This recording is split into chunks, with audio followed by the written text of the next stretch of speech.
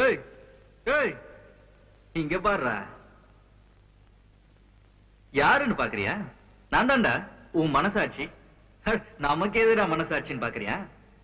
இவ்வளவு நாள் இல்லாம இருந்திருக்கலாம், ஆனா இப்ப நான் வந்திருக்கேன். பிரதர், வித்யா மேல நீ வச்சிருந்த ஆசை நிறைவேறலங்கிறதுக்காக அவளுக்கு விளையாட்டுத்தனமா எவ்வளவோ கொடுமை எல்லாம் பண்ணிருக்கேன். அதெல்லாம் ஓகே. ஆனா இப்ப நீ செஞ்சிருக்கியே ஒரு பெரிய கொடுமை. அது அவளை எந்த அளவுக்கு பாதிச்சிருக்கும்னு இங்க நீ கிடந்து நொந்துட்டு இருக்கல, அதுல இருந்தே புரிஞ்சுக்கிட்டு இருப்ப. அசோக், சப்போஸ் உன்னால அந்த குடும்பமே அழிஞ்சு போச்சுன்னு வச்சுக்குவோம். சட்டத்தாலேயோ இல்ல வேற யாராலேயோ உன்னை எதுவும் செய்ய முடியாம இருக்கலாம். ஆனா நான் ஓ மனசாட்சி உன்னை சும்மா விட்டுருவேன்னு நினைக்கிற?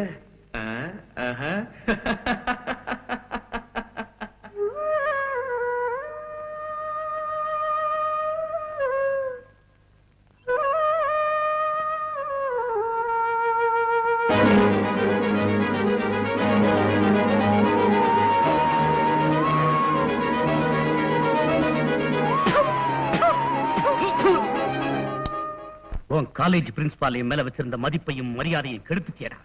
இன்னைக்கு காலையில வந்த முதல் போன் கால் அவரோடதுதான். அப்பன் செல்வாக்கோடவும் பணத்தோடவும் இல்லன்னா நீ இருக்க வேண்டிய இடம் எது தெரியுமா? Central jail. என்னங்க இது? குழந்தை காலையில இருந்து ஒண்ணும் சாப்பிடாம இருக்கா, அவனை போய் திட்ட ஆரம்பிச்சிட்டீங்களே. ஆமாண்டி, ஊட்டி விடு. இந்த பய கெட்டு போனது காரணமே நீதான். செல்லம் கொடுத்தே கெட்டுட்ட. ஏய், ஊர்ல எல்லாரும் குழந்தைங்க விளையாடுறதுக்கு பொம்மை வாங்கி கொடுப்பாங்க. ஆனா நீ இவன் விளையாடுறதுக்கு 100 ரூபாய் நோட்டு விலை கொடுத்தடி. நாங்க 2 பேரும் உயிரை விடுறதுக்கு முன்னாடி உன்னை யாரும் அடிச்சு போட்டுடாம பாத்துக்கிறேன். என்னங்க இது? பாடக்கண்ண சாப்பிடலாம். இதுக்கு மேலே செல்லம் கொடுத்து கெடுத்த உன்னை கொன்னே போட்டுருவேன். ஆமா, எப்ப அவரை கடிச்சு கொட்டுட்டே இருக்கீங்க?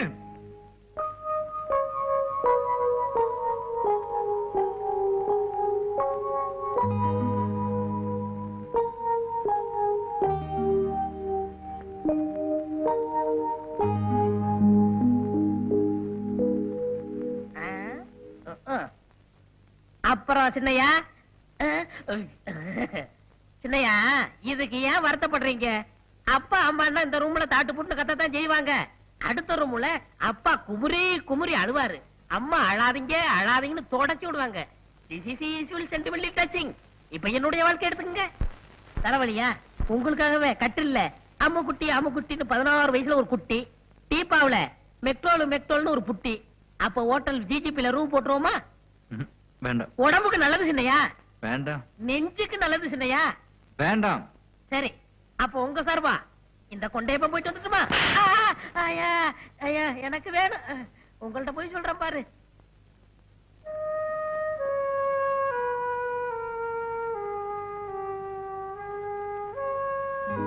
வித்யா, நடந்தது நடந்து போச்சு.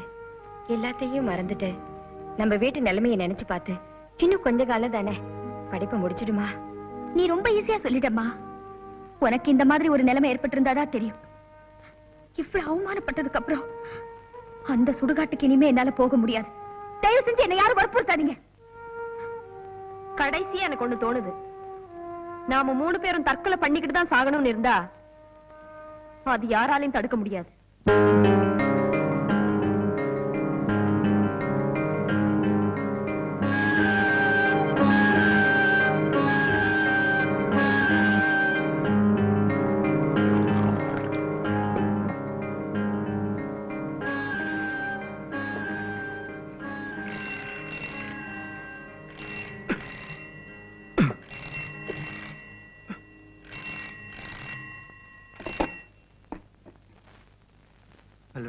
தலைவா, நம்ம பிளான் எப்படி? அவளை காலேஜில் மட்டும் இல்ல வீட்டோட சேர்த்து வச்சு கலக்கிடுச்சு. ஆமா, இப்ப நீ என்ன ஃப்ரீயா? நோ. ஏன்டா ஓரம் கட்டுற? புதுசா ஏதாவது செட்டப் பண்ணிட்டியா? நோ. என்னடா சினிமால வர மாதிரி கேக்குறதுக்கெல்லாம் நோ நோங்கற? மச்சான், உனக்கு விஷயம் தெரியுமா? நம்ம வித்யாவோட ஃப்ரெண்ட் வாணி இல்ல, நம்ம செஞ்சதெல்லாம் தப்புன்னு திமிரா பேசுறா. அவளுக்கு சேர்த்து போஸ்டர் ஒட்டிடுவோம். No no no no.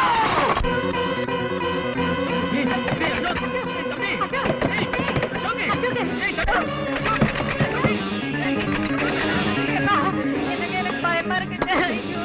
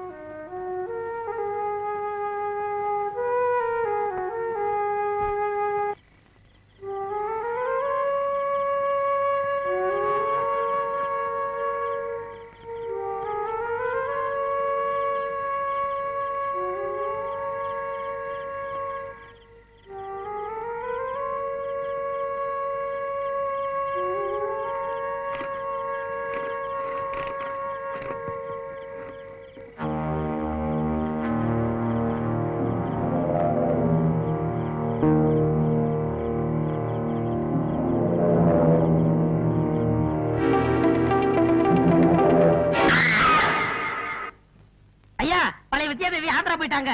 நீங்க சரின்னு சொல்லுங்க, அம்மு குட்டி அமைக்கிருவோம். ஐயோ ஐயோ ஐசு. டிரைவர், அதோ அந்த வீடுதான்.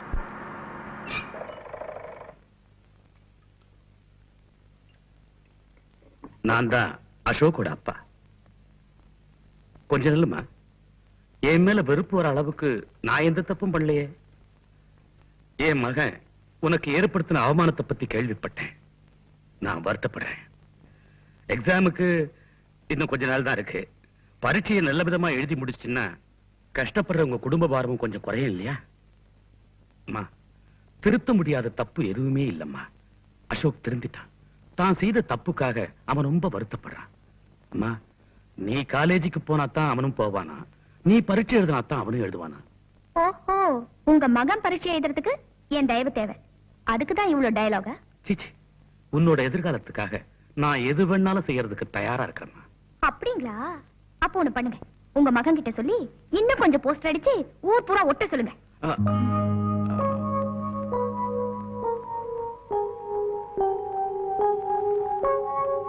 என்ன, என் மக செத்து போயிட்டலான்னு பாக்க வந்தீங்களா?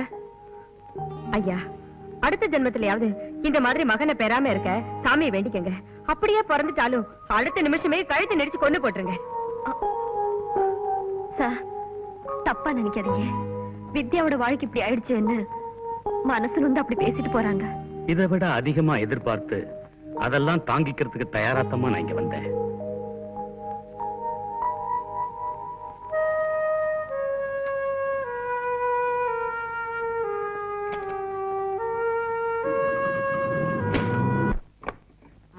தொட்டு பாரு குத்தமில்ல மாமே.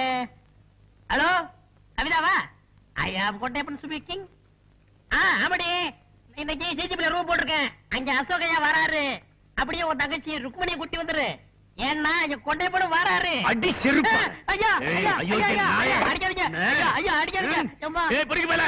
இனிமே இந்த வீட்டு பக்கம் வந்தா செருப்பு பிஞ்சிடும். ஏய், அவன் இனிமே வீட்டுக்குள்ள வரக்கூடாது.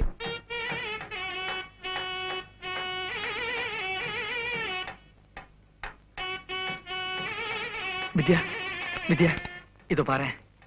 ஏதோ எனக்கு தெரிஞ்ச கொஞ்சம் பெயிண்டிங் வச்சு உன்னையும் என்னையும் சேர்த்து ஒரு படம் வரைஞ்சிருக்கேன். அதை தூக்கி குப்பையில போடுங்க. வித்யா, நான் சொல்றது கேளு. நான் பழைய அசோக் இல்ல. பிளீஸ், இனிமேலாவது என்ன வாழ விடுங்க. வித்யா, இப்பவும் சொல்றேன், உன்னை தவிர இந்த உலகத்துல வேற யாரையும் நான் கல்யாணம் பண்ணிக்க விரும்பல. அப்படின்னா கல்யாணத்துக்கு உடனே ஏற்பாடு பண்ணுங்க. என்ன இப்படி சொல்ற திடீர்னு? ஆமாமா, அந்த அசோக்கோட தொல்லை என்னால தாங்க முடியல. இந்த உலகத்துல அந்த பொறுக்கியை தவிர வேற யாரா இருந்தாலும் பரவாயில்ல, என் கல்யாணத்துக்கு உடனே ஏற்பாடு பண்ணுங்கம்மா. இப்பதான் உங்க அக்காவுக்கு கல்யாண ஏற்பாடெல்லாம் செஞ்சுட்டு இருக்கோம். அதுக்குள்ள எப்படிமா? பரவாயில்லம்மா, இப்ப இருக்கிற சூழ்நிலையில என் கல்யாணத்தோட அவ கல்யாணம் தான் முக்கியம். எல்லாம் ஆண்டவன் விட்ட வழி.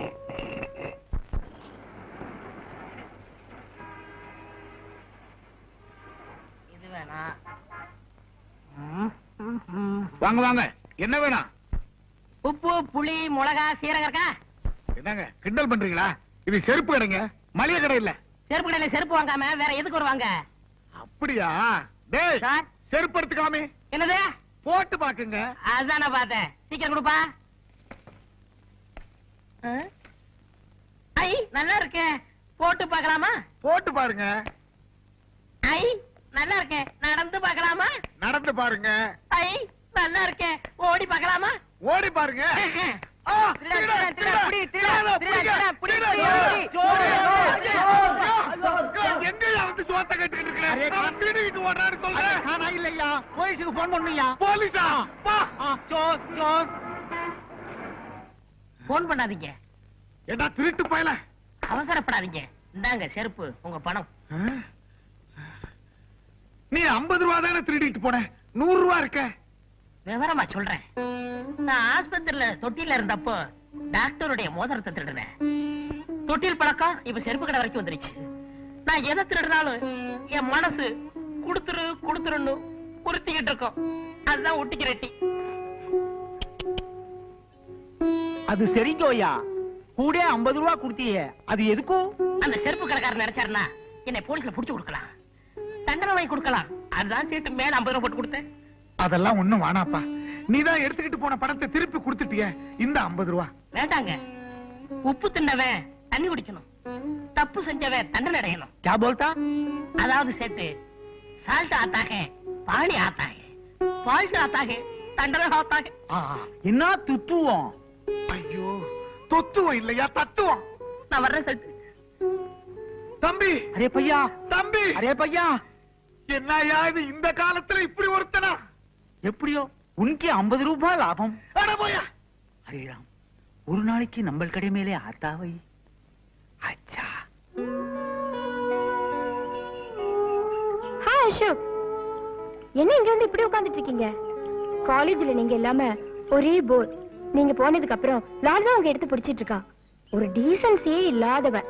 ச்சே, சரியான பொறுக்கி பையன் இல்ல. எவன் எக்கெடு கட்டு போனா நமக்கு என்ன அசோக்? வாங்க ஜிஜிபியில போய் ரூம் போட்டு ஜாலியா இருக்கலாம். இறங்க. ஒரு சின்ன ரிலீஃப்காக அசோக். பழைய அசோக் இப்போ உயிரோட இல்ல. இறங்க. ம்.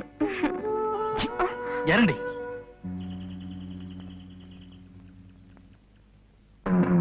வாரத்துக்கு 4 நாள் பைக்ல ஏறுன்னு சொன்ன அசோக், நேத்துக்கு என்ன பைக்ல இருந்து இறங்குன்னு சொல்லிட்டா. ஒரு டீசன்சியே இல்லாதவன். ச்சே, சரியான பொறுக்கி பையன் இல்ல. எவன் எக்கேடு கெட்டு போனா நமக்கு என்ன? ஆனா நான் மனசார சொல்றேன், உங்களை மாதிரி நல்ல மனசு வேற யாருக்குமே வராது. நீங்க என்ன சுனிதா சுனிதான்னு கூப்பிடும் போதெல்லாம் உன் இதயத்தை தானே நீங்க என்ன கேக்குற மாதிரி இருக்கு. நீ இவ்வளவு தூரம் என்ன புரிஞ்சு வச்சுக்கணும்னு நான் கொஞ்சம் கூட எதிர்பார்க்கவே இல்லை. சுனிதா, லாலு, சுனிதா, லாலு, சுனிதா, லாலு, சுனிதா, லாலு, சுனிதா, லாலு, சுனிதா. லாலு. ஏய், என்னடா மச்சான் கண்டுகா மாதிரி போற? நம்மள எல்லாம் மறந்துட்டேன். எல்லாம் அந்த பத்தினி வேஷம் போறவங்களோட பவர் தான். டக்கர் இருக்குமா? எப்படியோ செட்டப் பண்ணி ஒரு வழியா முடிச்சிட்டேன். நமக்கு ஒரு நாள் லைட் செட்டப் பண்ணி விட. உண்டால தாண்டா நான் இப்படி எல்லாம் ஆனேன். இன்னும் ஒரு வார்த்தை அவளை பத்தி பேசுனேன். என்னடா பண்ணுவ? லாலு, ஏன் இந்த மாதிரி பொறுக்கி பசங்க கூட எல்லாம் சண்டைக்கு போறீங்க? போட்டி என்ன அடிச்சிட்டு இல்ல, உன்னை நான் விட மாட்டேன். ஓய், உன்னை பத்தி எனக்கு நல்லா தெரியும். ஏய், பையில இருக்கிற கத்தி எடுத்து சொல்லிடுறேன். விடுங்க லாலு.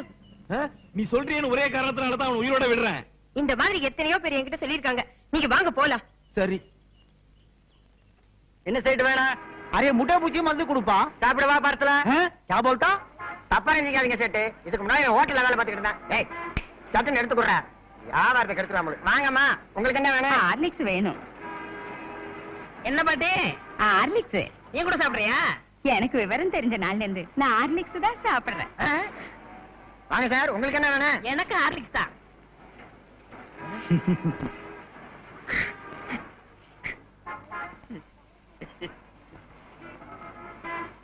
ஏன் சார் பேப்பர்ல கட்டி கொடுக்கவா? வேண்டாம் வேண்டாம், நான் அப்படியே தூக்கிட்டு ஓடிடுவேன். ஐயோ, 500 போச்சு. அண்ணே, 100க்கு போன் பண்ணட்டுமா? மீதி 400 உங்க அப்பா நான் போன் பண்ணுவான். 500க்கு சேர்த்து பண்றா. அரே அரே, படட்டும் ஆத்தானே. Cool cool. சார், இந்தாங்க உங்க ஹார்லிக்ஸ் 500 ரூபாய் பணம். மேற்கொண்டு 500 ரூபாய். மேற்கொண்டு 500 எதுக்கு? என்ன பத்தி சேட்டுக்கு தெரியும். உப்பு தின்னவன் பாணியா ஆத்தா, தப்பு செஞ்சவன் தண்டனையா ஆத்தா. மீதி எல்லாம் சேட்டு சொல்லுவாரு. நான் வரட்டுங்களா? ஐயோ, ஹரே ராம், 500க்கு 1000. ஒரு நாள் அவனை நம்ம கடை மேலே ஆத்தாவை